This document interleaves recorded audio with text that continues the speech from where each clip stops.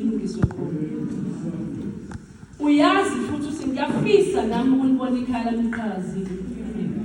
Kodwa amandla wekho. Ake sithi ngalesikhathi sesikwenze konke Nkosi.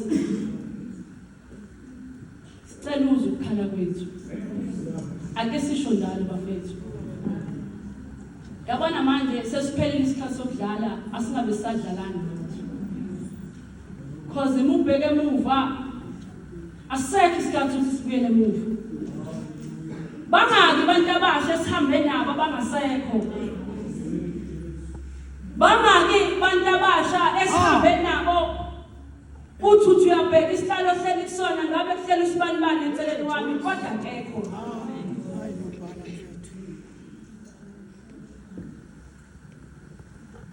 Bafethu uthi uNkulunkulu engicela egameni lami konke kuyokwenzeka.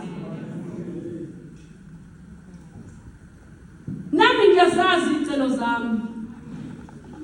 Nawe uyazazi izicelo zakho. Khona balovile fanele ngabasemsebenzini balova. Babelangazelele lenkonzo.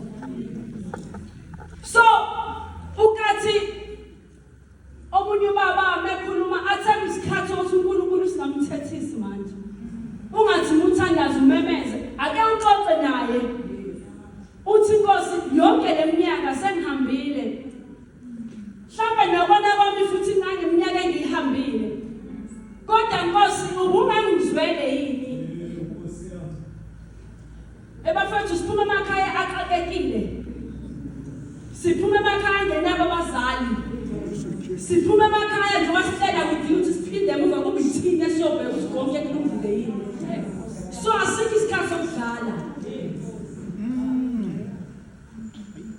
Siphenduka saba abazali. Sibancane. Ngenxa yokuthi uNkulunkulu babizile abazali bethu ababizele enkonzweni yangasendla. So nani bazali bethu uNkulunkulu usalinikile ithuba lokuphila. Abantwana benu basakwazi ukuthi mangibeke neziko. Abantwana benu basakwazi ukuthi mangicela ukuthi muhole ubeke imali engaka. Laba bangalana. Ake uthi ukhulekela abantwana bakho. Uthi kwalaba basebandlene ngwazala ngokwenkonzo Nkosi babusise. Yeah. Kwendaba abantwana engikhonza nabo Nkosi uyazazi izicelo zabo Nkosi ubunge baphumelelisa yini. Bakho mama ababaneyinkope egcwele izinyembezi. Eyesibuyela namuva. Siyamfuna uNkulunkulu. Sibekani indaba yethu kuye. Sithi Nkosi singenise edwaleni mase sithatha uthulile. Bazana khona into eyenzekile la sihlabelela ngazi noma wona khona into eyenzekala kusephozweni. Noma ukuthi ngigqoke iqhoqselisha nje nebhantshi elisha mina ngiyokufa. Asekho isikhathi sokubuka. Siyahamba manje. Bantu abasha khona lento efanele sikhulekele. Khona lento manje siqhubudayo efanele sikhulele Sinkosi ngegama likaJesu. Siyayiqalekisa lento. Suka ngemlomo yethu.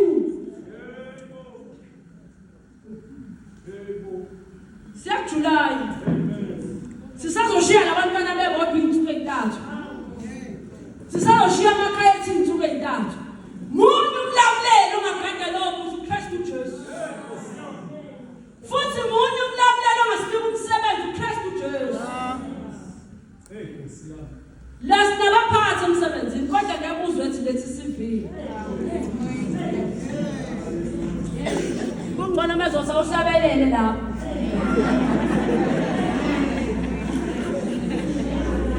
Nabaphathi la kodwa ngeke uzwe ukuthi ngane yami awulethe ngiyozama. Noma seyifakile ngaphansi kwamantrasi ngoba ngeke ngibone ifaka phansi kwamantrasi kodwa ngizojabulisa ukuthi ngithathile.